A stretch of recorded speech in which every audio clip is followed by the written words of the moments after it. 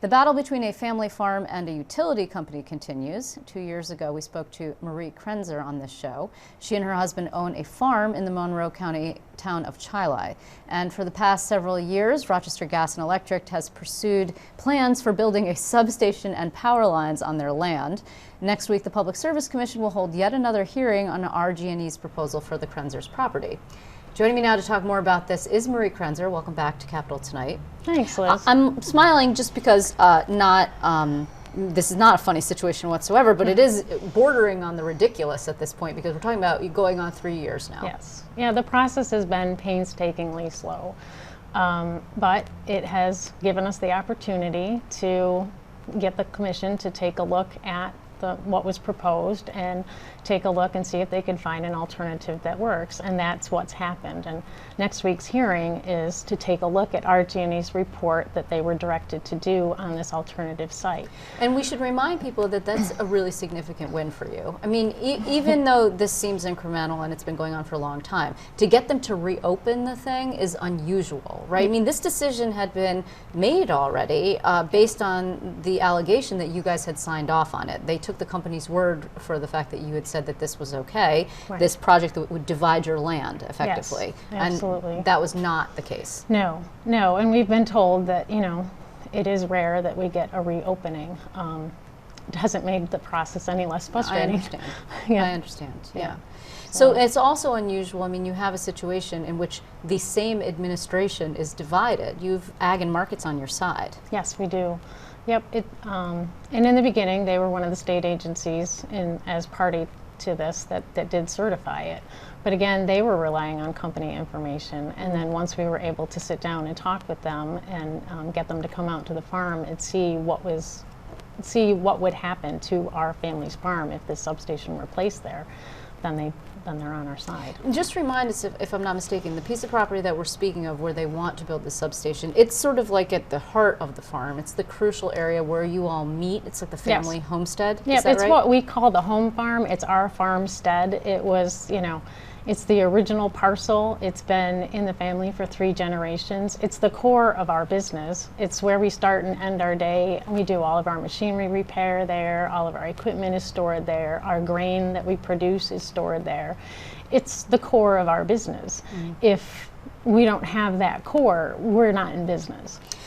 You've proposed an alternate site. It's about a mile away for this project. Yep. And now there's a concern that would actually negatively impact a wetland. The argument counter to that is that you could mitigate somewhere else, but there's a problem with that site. So is that the only site that's possible for this alternate substation location? They've looked at many sites through the process, and that was the site that the commission thought had the most probability of meeting the need of the project. Yes, there's wetlands, and I guess what I would say to that is it's our state's public policy to preserve and protect agricultural land in an ag district, and we're in an ag district, and the process is supposed to balance all aspects of the environment. I don't think that ag land should be, the one that gets hit to save wetlands. We know how to make wetlands. We know how to mitigate that. It's possible. You can't recreate prime soil. You can't, and besides, this is in the heart of our home farm. We can't pick up and move and replace that someplace else. So, so the state is also required to preserve wetlands. I mean, it's sort of like a little bit of a balancing act there. Go ahead. It is, but in projects of public need, I believe there needs to be a balancing, and maybe there even needs to be some relaxing of the regulations. Why, do we get, if they take out an acre of wetland, they have to mitigate that to 3 to 1, 6 to 1, and more. And the net effect is more ag land comes out of production because where are they going to create these wetlands? But, that's a policy issue. So what's interesting is that there have been instances, although they've also been challenged, in which this administration has been willing to relax regulations to, say, help dairy farmers, for example. And that is something that the environmentalists get upset about. But there's been a precedent set where there is a time to put ag over environmental concerns, if you will, right? So it's not so out of the ordinary that it would happen. No, I don't think so. So what happens at the PSC hearing? A decision is not expected.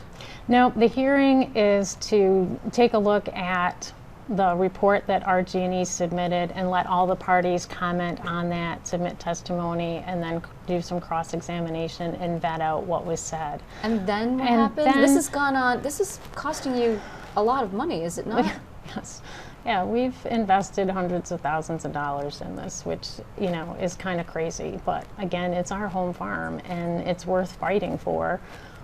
It's difficult to take on something like this, you know. RG&E, Rochester Gas and Electric, is no longer a local company. They're part of Iberdrola, you know, a company with $40 billion in assets. I mean, Could you recoup then? If you win this battle, can you recoup your money, do you think? not legally, no. So you're just out. We're and that's just the end of it. out. That's why I say from a business standpoint, it's kind of silly what we're doing, but it's worth the fight. It's our home farm. Is there anything that you think could be done? I mean, to prevent someone else from going through this again? That's the sad part. You know, we go through this, we fight, even if we win, it's starting back at zero for the next person. I don't know, it seems like the system should be better so that you could look at things. We've never been against the project. We've understood the need for the project and electric reliability for our area. We've suggested countless sites. We suggested in the beginning another site on Krenzer land. This project will affect us. There's going to be transmission lines going through our farm, even if the substation is moved. All we're asking is to minimize the effect. And they've given you no indication of what your timeline is in terms of a decision? No, How much longer do you think you can keep this up? I don't know. Sometimes I think, you know, it's hard not to take it personal. And sometimes you think, well, maybe they're just trying to wear us down and eventually we'll tire out and go away. That's not really what farmers do. No. Just to be clear, you've been farming this property all throughout this process, right? So you guys are getting up at the crack and doing your thing. Yep, we're still in business, still trying to hold on. The problem is it kind of holds us hostage. It's difficult to make plans for the future when you don't know, is the substation going to be there or not? Well, hopefully we'll find out sooner rather than later. Hopefully. I thank you so much for your time. Oh, thank you for having me. My pleasure.